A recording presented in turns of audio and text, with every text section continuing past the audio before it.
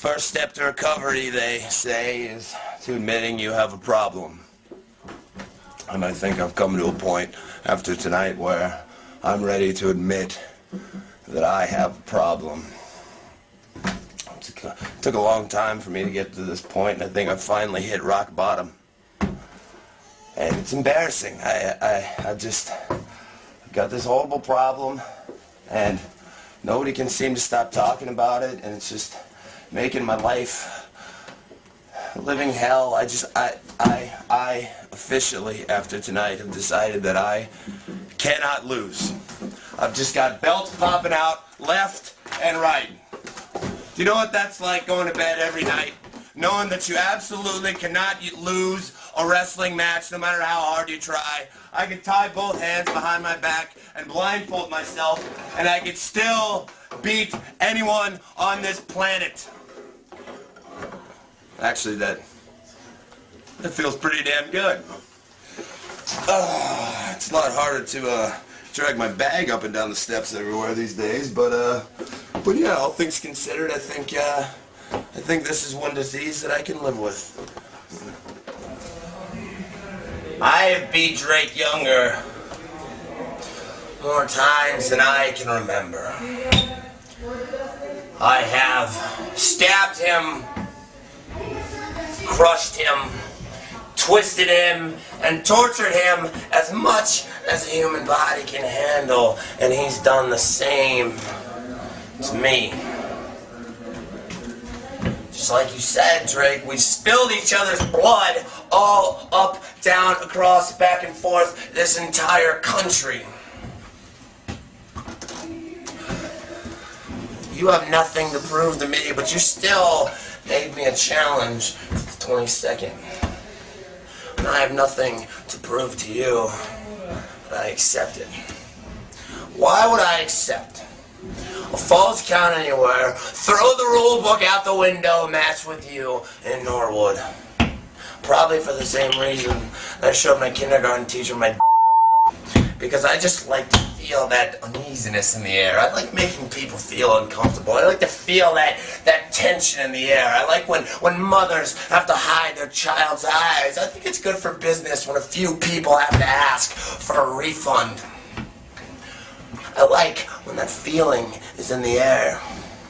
That at any moment, any kind of could happen. Could get crazy. How are we gonna top the Psycho Circus, Drake? I don't know. There are born champions, there are born winners, and there are just born fighters. I don't have a game plan. I have no idea what I'm gonna do. I have no idea what's gonna happen. Win, lose, draw, whatever. It's all cool. I'm pretty much used to the fact that anytime I look over my shoulder at this point, I'm going to see Drake Younger standing there with a pizza cutter, a flaming branding iron, or some such thing trying to fillet me.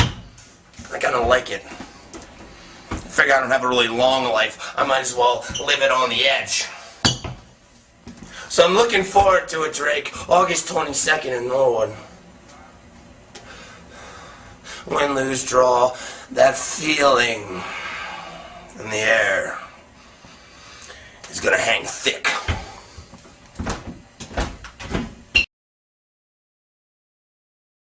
Me.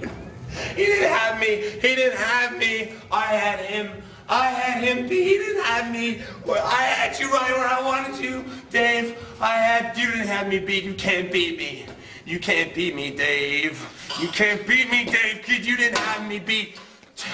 I should have expected. I did expect this. Strength in numbers. I expected this.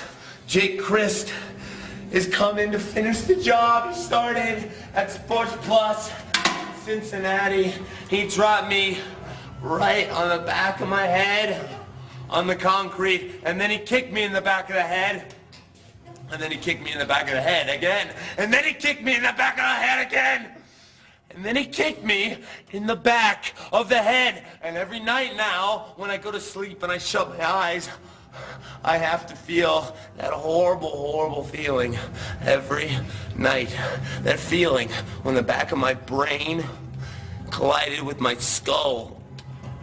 Oh, Oh, but you didn't finish the job, Jake Christ. And now you've brought your brother to help you take me out. The Brothers Christ. The world-famous Brothers Christ! 2-on-1. Hey, this isn't the first time in my life I've been outnumbered, all right? So I know how to deal with it. When I was a kid, I was riding my Huffy dirt dog home from school, and 5 bullies surrounded me. They grabbed the back of the seat, flipped it over, kicked the shit out of me, and stole all my money. Oh, and then I went home to my mom, and I told her what happened, and she said, well, son, that's why I gave you a box cutter. I wasn't prepared on that night, just like I wasn't prepared for you tonight, Dave. But hey, Christs, if you guys want a war, may the best team win. I love you, Richard. I love you, Richard. But I hate getting clotheslined in the head. But I love when that animal comes out in you, that aggression that you need, that you've always been missing. But I hate when I go unappreciated. Everything I ever did for you was for your own damn good, but you never stopped to think about it. I understand this is a trying time for you, and you're under a lot of stress, seeing as how the GP code is in shambles. Andre, the guy you've been sneaking into neighborhood pools with since you were 10 years old, you can't even trust him anymore. But that gives you no excuse for turning your back on me. I thought you would be different. I really thought you would be different, but you turned out to be just like everybody else. There's a big difference between me and those snakes in the grass you call your friends. People seem to have a hard time figuring me out, but really, it's pretty simple. I wear my thoughts and my emotions pretty much on my sleeve.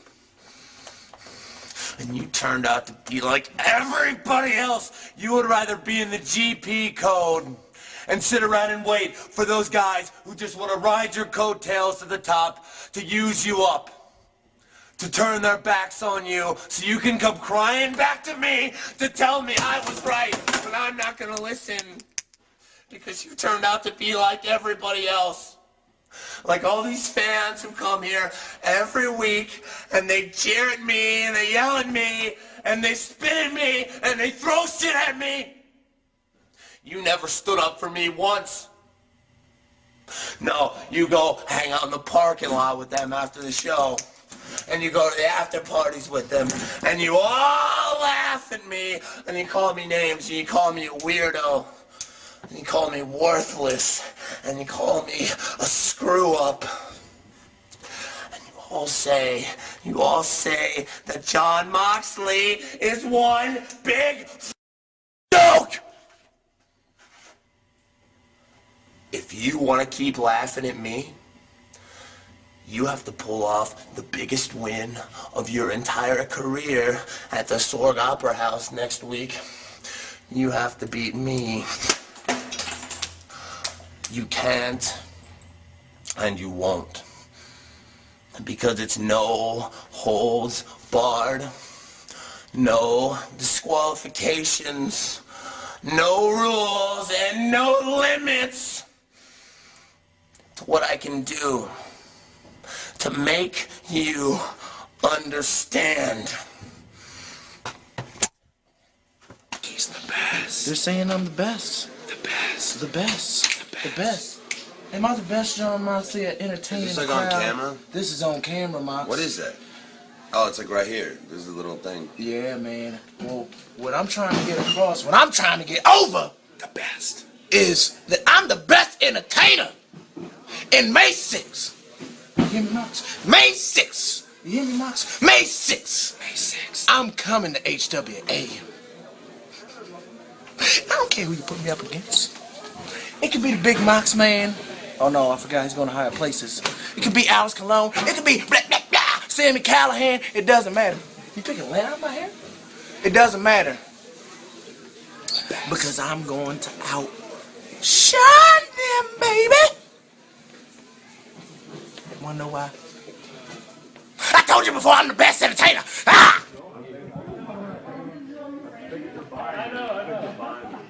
No, so I was living with his